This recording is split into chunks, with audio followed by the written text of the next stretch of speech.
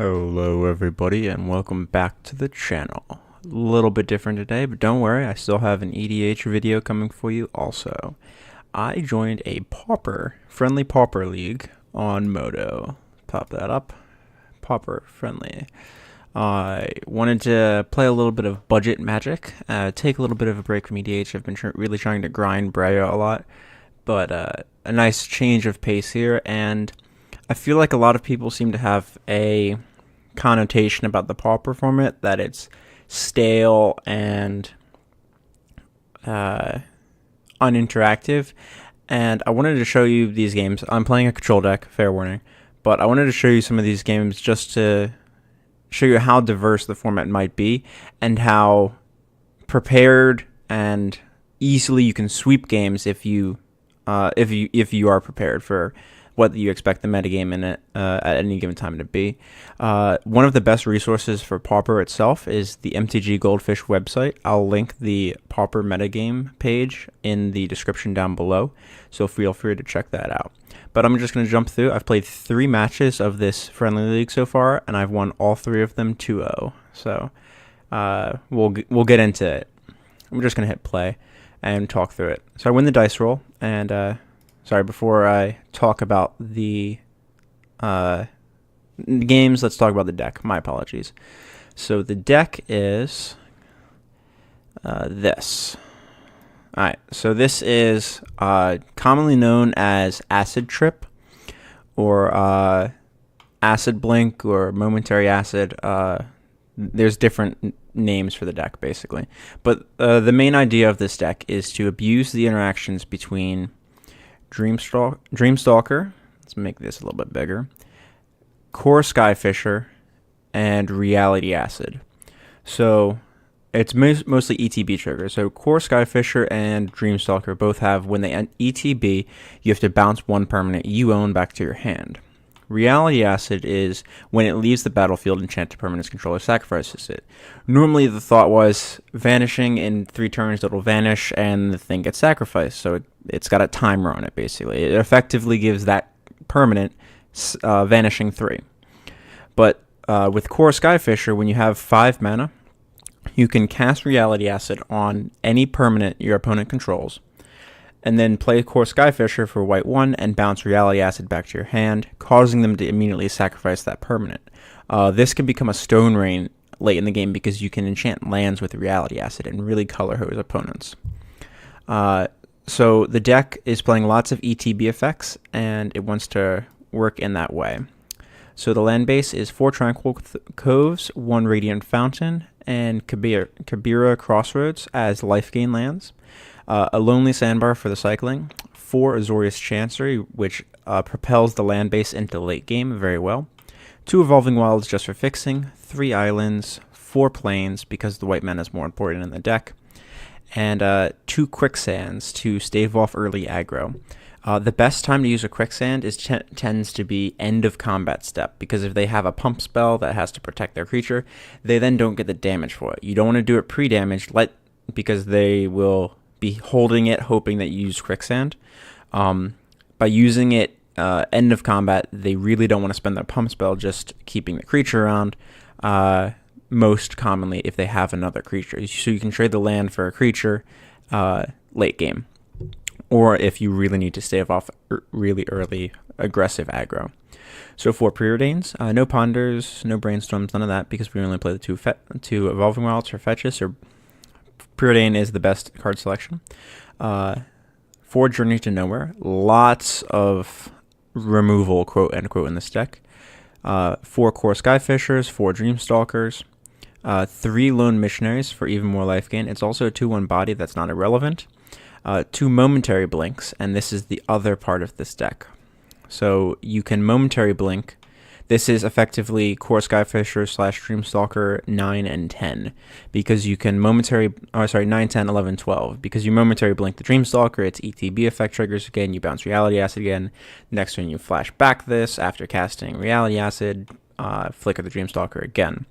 Momentary Blink is also very good with Muldrifter because you can pay 3 mana to evoke Muldrifter, put the evoke trigger on the stack, and the ETB draw 2 cards on the stack. Draw 2 cards, and then Momentary Blink Muldrifter in response to the evoke trigger, flickering it in and out of play. You draw another 2 cards, and then you get to keep the Muldrifter around. So for 5 mana and spending a Momentary Blink, you get to draw... it turns Momentary Blink into a draw 2 effectively, and Muldrifter into a 3 mana 2/2 that draws you 2. Which is an absolutely backbreaking combo in the late game when you can afford that much mana. We have 2 Spreading Seas for the random color hosing, and it's also tutorable with Heliod's Pilgrim, which is tutors for any aura. Crystallization, this was added to the deck because you need Pilgrim to be able to tutor for a creature removal aura that immediately keeps the creature from dealing combat damage to you. And Journey to Nowhere is not an aura, unfortunately, so you need to be able to tutor for something, so that's what Crystallization is. And it costs white-blue in this deck, specifically. And sometimes you don't have the mana for Faith's Fetters. The 2 Reality Acids, we have Hobble, which is the 3 mana, so you have 2, 3, and 4. So Pilgrim has different options as to what you can get. If you can afford to put down a Fetters, you get the Fetters, but if you have to get it right away, you go for the Crystallization. 1 Hobble, which is good in the black matchups, and it also cycles itself, so that makes it much better than some of the other options. 3 Seagate Oracles to additionally stave off early aggro. Dreamstalker is a 1/5, which is really, really good for not being burned out and stopping ground attackers. Seagate Oracle is slightly worse, but it replaces itself, so it's also very good with the Momentary Blink. And that's the deck. Sideboard is 2 Dispels, 1 Relic, 2 Circle Protections, red, 2 Counterspells, which almost never come in, a Holy Light, couple Sanctifiers, and a Dust to Dust. These are for the Affinity matchup. Curse of Bloody Tome, which almost always comes in, because you're usually cutting at least 1 card. Sometimes the Spreading Seas, sometimes the Hobble, sometimes an Oracle. But you're always cutting at least 1 card because you're bringing in this Curse, and Curse is generally better than the worst card in the matchup. And then 3 Battle Screech to go wide if you're playing against a deck that tends to only play 1 creature or 2 creatures, like a Gurmag Angler deck. Battle Screech is just an insane amount of value because they counter it and then you can flash it back later. So this is the control finisher of choice, especially with the density of white creatures being Heliod's Pilgrims, Core Skyfishers, and Missionaries. Alright, so let's jump over the games. Sorry about that. Alright, so I keep this opening hand. I have Life Gain, and I have Faith's Fetters and Core Skyfisher. My opponent leads Ponder. Which game did I queue up? Interesting. This wasn't the last one. So I go with the Lone Missionary that I top decked on turn 2. So I have a great life gain chain here. My opponent leads Gitaxian Probe into Evolving Wilds. Alright, so that's most likely going to fetch another island. I put him on Delver here, and I think I'm incorrect at this point. So I go with Beats with Lone Missionary, just get the damage in. The 2/1 clock is pretty relevant. He goes for Mountain. Alright, so now I'm thinking he's definitely not Skred because he doesn't have Snow Islands or Snow Mountains. Bolt the Lone Missionary in my upkeep. Alright, well I'm just going to Faith's Fetters, and you can Faith's Fetters a land here. Because he has red, I want to put my life total higher, and I don't want to go without using this mana this turn. Furthermore, by putting Faith's Fetters on a mountain, it allows me to play either Core Skyfisher or Dreamstalker next turn without having to bounce a land. It lets me bounce Faith's Fetters to be rebought later. And it's definitely one of the more niche interactions in the deck. But I gain 4 life, and it lets me play these without really any loss. Nivix Cyclops, alright, so that's what we were expecting as one of the different options. The other is Blue-Red Delver build. So Preordain, I see Journey to Nowhere off the Preordain, very good. So I'm just going to Journey the Nivix when he's tapped out, and pass the turn back. I have no, I could play Dreamstalker here, but I believe I know what's on top of my deck. Is it? Alright, 2 mana, another Augur. Sure. If you haven't already clicked 1.25 times speed, yeah, there's a Reality Ass on top of my deck, so I want to get as much value out of this as possible. So I'm going to Acid their island and bounce Acid. I was hoping to color screw them, but because they got the second blue, I know about Ponder Bolt, by the way. My opponent ponders, that's where it was revealed off the Augurs. So Ponders, gets another island, so I'm not going to be able to color hose them. And I make a mistake here. I go, because it's islands, I didn't think about this card, Gush. I should have gone for their mountain that doesn't have feathers on it. A little bit of misplay, but not a huge deal. So I'm not going to put the Skyfisher out. I lose my Reality Acid. Kiln Fiend. Alright, well, at least I have the answer to that. My opponent goes all in. I'm going to block, take 1 damage. No big deal. I'm not going to cash in this Quicksand here, because Quicksand is actually able to kill Kiln Fiend. So even though I could block and then use Quicksand to kill it, I'd rather use this on Kiln Fiend. Furthermore, if I didn't draw an untapped land, which I didn't, I wouldn't be able to go Heliod's Pilgrim into Crystallization this turn. And that's what I really need to do to keep Kiln Fiend from hitting me. So we'll hit Kiln Fiend, and my opponent has to spend their Apostle's Blessing. I'd rather them spend it now than later on Kiln Fiend to keep it from being hit. So I'm going to play Wild and ship the turn back. Now, right now, my plan is making sure that I have enough white mana. Normally you would think this would get island because I only have 1, but white's more important here because my plan right now is 1, 2, be able to play Core Skyfisher, 1, 2, 3, replay Heliod's Pilgrim, and then if I draw an untapped land for turn, I'm going to start accruing value that way. Or I can play Core Skyfisher and get back Faith's Fetters, and then Faith's Fetters one of the Fiends, which seems to be the better play after he plays the second Fiend. So I'm going to Skyfisher, get that Faith's Fetters back that I cashed in earlier, and take one of these Fiends out of commission for the remainder of the game, effectively. No sense in attacking it. It's the bolt I know about. Goodbye, Core Skyfisher. Fine by me. I still have this 1/5 that he just can't get through, which is fantastic. So I could double block here. I believe yeah, I do. Alright. So my opponent goes for Bolt my face. Fine. And then Teamer Battle Rage. So it didn't matter if he bolted a creature or bolted my face. And I go down to 22. But look at that life padding that I had because of that. My opponent spent all of their value just trying to clear my board and get me back to normal life, trying to get me to normal life totals. So I Seagate Oracle, get a Reality Acid, put it on the Fiend, and I play a tap land, I believe. Nivix Cyclops, fine by me. Alright, so I'm going to chump block Fiend because it's the thing that I lose to if he's got something, or it's the thing that can deal the most damage. I have the Journey to Nowhere for the Cyclops, and this is just how this deck works. I'm just going to deal with every threat one after another, and my opponent just can't answer it. So let's pause that, jump ahead. Let's go ahead by turns, Vanish, I get a Muldrifter, I'm going to hardcast that. Sorry about that. Jumped through a lot. So I Muldrift, I get cards, I find Journey to Nowhere, he loses the Cyclops, and the game starts to swing in my favor now. He gets another one, I have the Journey ready to go, and I have a second Journey in my hand, and this is the real strength of the deck. I've drawn through so many cards and stalled the game long enough that my card advantage is going to kill him. Play lobby. So let's go to game 2. Alright, we're just going to jump through on turns. I keep this opening hand, my opponent mulligans. Oh no, they didn't mulligan. They did not mulligan, but they were on the play. So I keep this because I boarded in Circle of Protection red. And that will just win this game, most likely. So I go for Crystallization first because I don't want Circle to be annulled.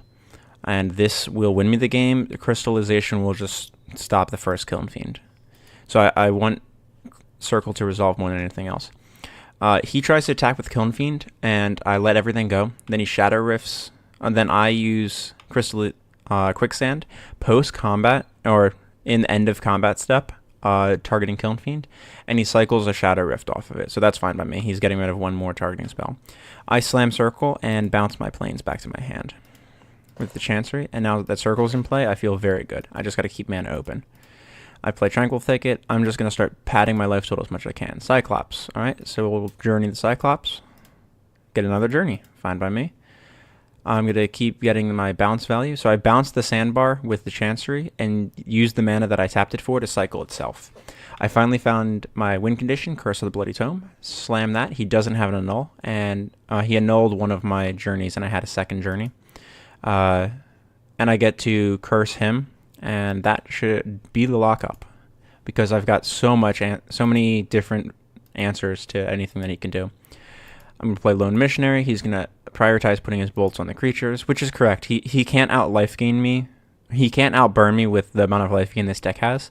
So he's just got to prioritize threats. I play 2 Dreamstalkers by bouncing land, just to try to get a clock onto the table, because even though he's at 10 minutes, I'm at 14, I want to diversify my threats.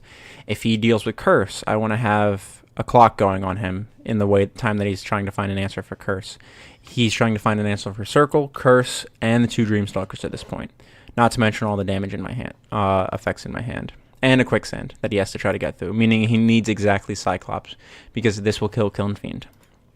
And he can't Apostle's Blessing to give it protection from lands. I keep going in, and the game scoops. I talked to him. I said, I don't think he can beat Circle. He used Pyroblasts in this game to stop Reality Acid the second time that I tried to put it down. But I see him mill the second one, and I assume he only has 2 of them, which would have been an answer to Curse. And then he has Flashback Flaring Pain to prevent damage can't be prevented this turn. So that's an answer to Circle. He still doesn't have an answer to Quicksand or the stuff in my hand. And I'm at 32 life. So there's no series of cards where he can play creature, keep it from dodging removal. So that means he needs creature, Apostle's Blessing, Pyroblast. So that's 3 of the 7. The others would be Teamer Battle Rage, Titan Strength, Titan Strength, Titan Strength. On a Nivix Cyclops, can sort of get him there, but that's an absolute god hand, and he only has 13 cards left. And I don't think he played any Titan Strengths in this entire game, because Titan Strength also protects it from Quicksand. That's why Titan Strength is the card that he would need here. Alright, so that's the game. And how do I go back? Alright, so we'll look at the second match. Oh, that was match 3. Interesting. Alright. So I lose the dice roll. My opponent is on Affinity. Fine by me. So we'll just hit play. I'll talk about the game a little bit. Springleaf Drum into... So Affinity is doing Affinity things. Playing lots of effects. Fire Husk makes a Germ token. Chromatic Star cracks it for blue. Doesn't use the blue. I don't mind taking 1. I've been using Coves to offset the life. I'll play Lone Missionary. And I don't want to offer the trade yet. I want to see if he's color screwed or not yet. He has 2 Springleaf Drums, but no blue mana. But he does have the Prism, so I guess he does, in a way, have blue mana. So I think next turn I'm going to destroy or hose the Great Furnace, because Galvanic Blast is a thing in the Affinity deck, and he just lets it go. I don't care about Darksteel Citadel at all. I'm going to go in and offer the trade now. He's got more than enough mana, and I want to put Muldrifter down. So getting his creatures off the board is my priority now. I'm just going to keep beating with Muldrifter. I believe Seagate Oracle for Core Skyfisher. And my opponent just concedes the game. I think he realized that I'm so far ahead on cards, it doesn't matter how much mana he has. I have the 1, 2, 3, 4, 5, 6. And I have 1, 2, 3, 4, 5. And I'm going to play a land this turn or next turn. I'm so far ahead on cards, there's no way he comes back from this, especially with Muldrifter and Seagate Oracle both replacing themselves. My opponent rightfully scoops, because he knows that he wants as much time as possible to win games 2 and 3. Wait, is it this button? Yeah, look at that. Alright, game 2. So I board in Core Skyfishers, Dust to Dust. Oh no, not Core Skyfishers. Core Sanctifiers, Dust to Dust, and Curse of the Bloody Tome here. And I think I board out the Spreading Seas, because they're weak in this game. So I keep a sketchy opening hand, but Azorius Chancery makes everything okay, because that's 3 land drops in my opening hand of 2 lands. So I get 2 Preordain. I'm going to keep that Plains. I believe I keep the Reality Acid as well. I'm not sure. I might not have. Myr Enforcer. Alright, fine by me. Yeah, I do keep the Reality Acid. So I'm going to Preordain. I find another land. I'm going to put land on top so I can play that. And then Journey to Nowhere is on top of my deck after this. He plays a Tog, which is the most dangerous card in his entire deck, because it can all-in combo me. So I must answer a Tog. I'll get another answer from Myr Enforcer eventually. I'll play Bounce, and I'll pick up the Plains here. Even though I could do the cycling trick, I'm prioritizing making sure I have more mana than he does the entire game. This deck is probably the closest I can think of to the deck as far as Pauper goes. It's all about mana advantage, tempo advantage, stalling the game to long enough to making sure that I can win. He's got a sweet play here, sacrificing the Mirror Enforcer in response to my Core Skyfisher after I put the Reality Acid on it. So he gets rid of Reality Acid and draws 2 cards. So he spent 2 cards and drew 2 cards, and I lost 1 and the tempo.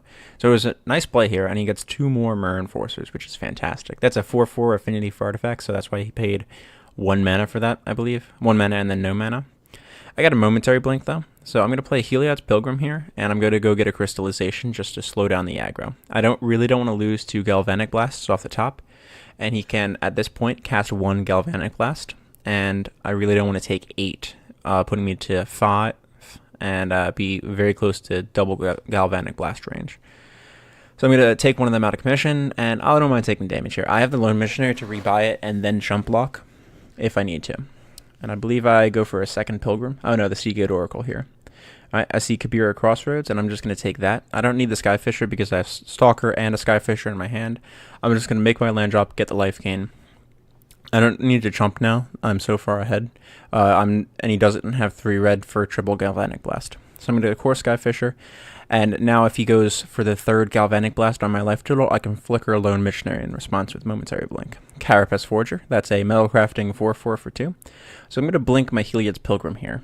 And I'm going to blink it because I want to get Faith's Fetters. And I can play Faith's Fetters on this Carapace Forger. If I tap correctly. There we go. And he's going to Galvanic Blast his own Carapace Forger. So I was right to play around the Galvanic Blast. And I'm just going to start producing a clock. So this is the one turn that I'm in danger of triple blast, but he doesn't have it. I go up to 12. Oh no, I think I'm in danger again this coming turn. Because I believe I tap mana here. Core Skyfisher. Yeah, I bounce the Lone Missionary and I don't replay it. Because I'm keeping up Flashback Momentary Blink. I probably should have bounced the Heliod's Pilgrim or the Seagate Oracle and kept up Flashback, because he would need exactly Blast to kill me, and he's already spent 1 of them, and I would have assumed that he would have already been firing them at my face.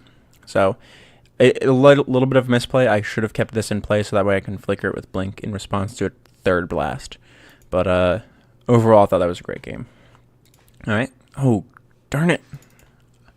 I'm so used to doing that. Alright, match 1 was as quick as they come, and my opponent was very put out that their first match was against the best life gain deck in the format. My opponent goes Mountain, I immediately put him on Burn, and I go Evolving Wilds. I'm going to go get an island off this. My opponent goes for a Firebrand Archer, and this is a burn deck that means I can use these Journey to Nowheres for good value, at least in game 1. Take out the Archer, and my opponent starts Lava Spiking me. This would have been 4 damage with that Archer in play. Too bad. So Spreading Seas is actually fairly good in the burn matchup. If they're short on lands, I can just totally cut off red mana. Burn decks tend to go lighter on lands, so it's very common that they might only have 1 or 2 lands in a game that may last 5 or 6 turns. So choking that red production, because this means they can only play 1 Lava Spike or 1 Lightning Bolt per turn. They can't play a second one off this Spreading Seas. They play very few spells that cost a generic mana that this blue can be used for. Creatures notwithstanding.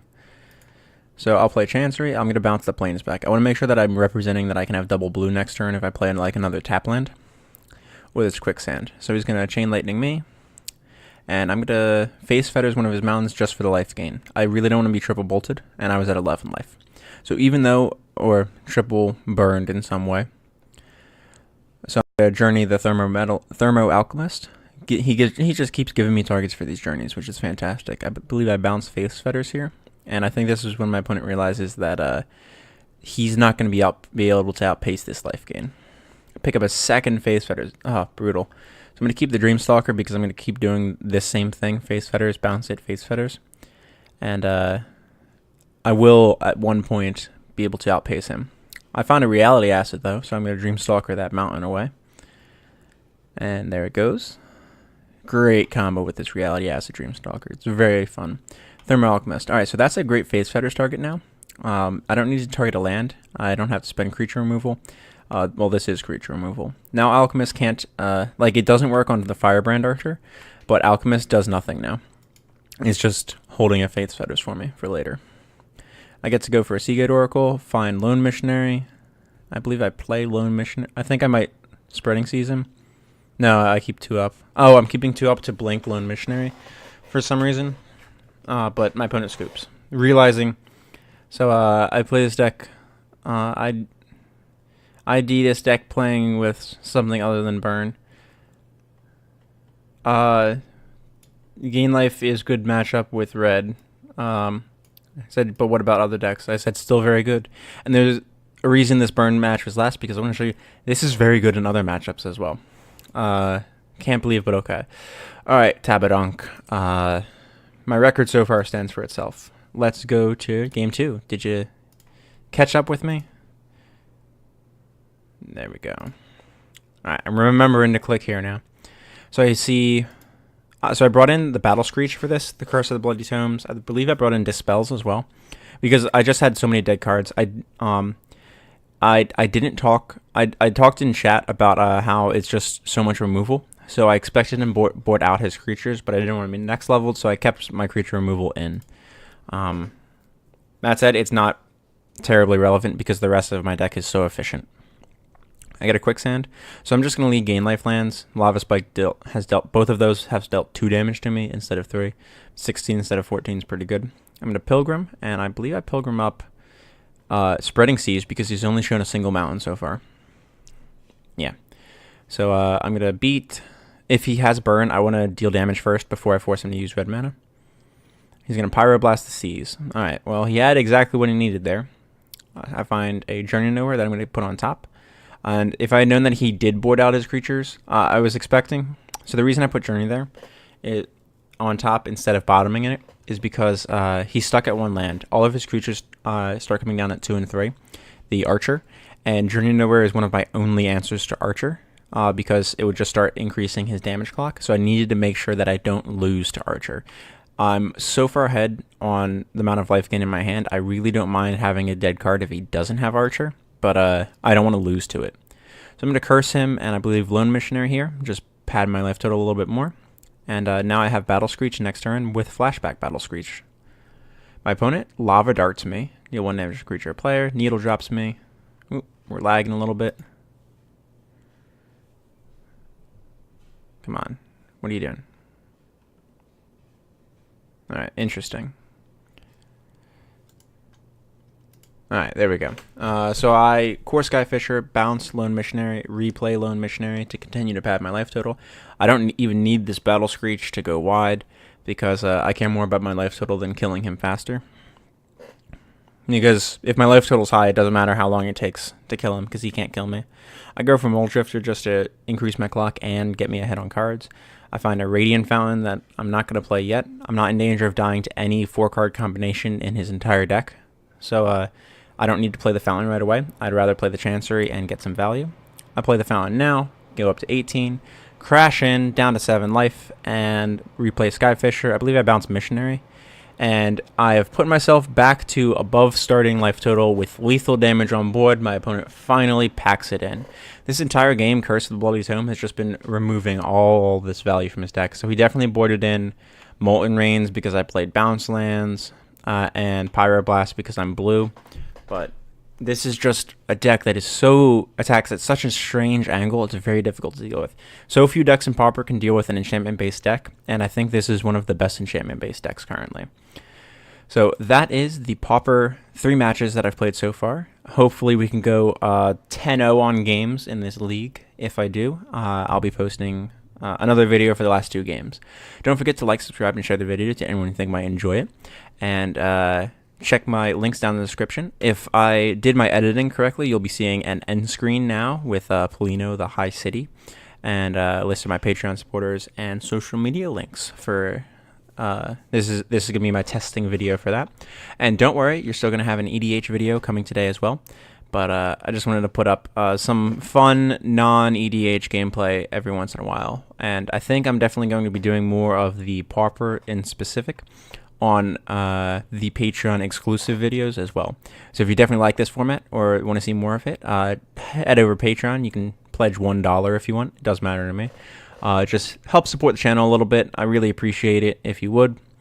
And you get to see more of this cool content. I'm definitely going to be making maybe 1 or 2 exclusive videos for Patreon in the next few days as well. So see you all in the next one.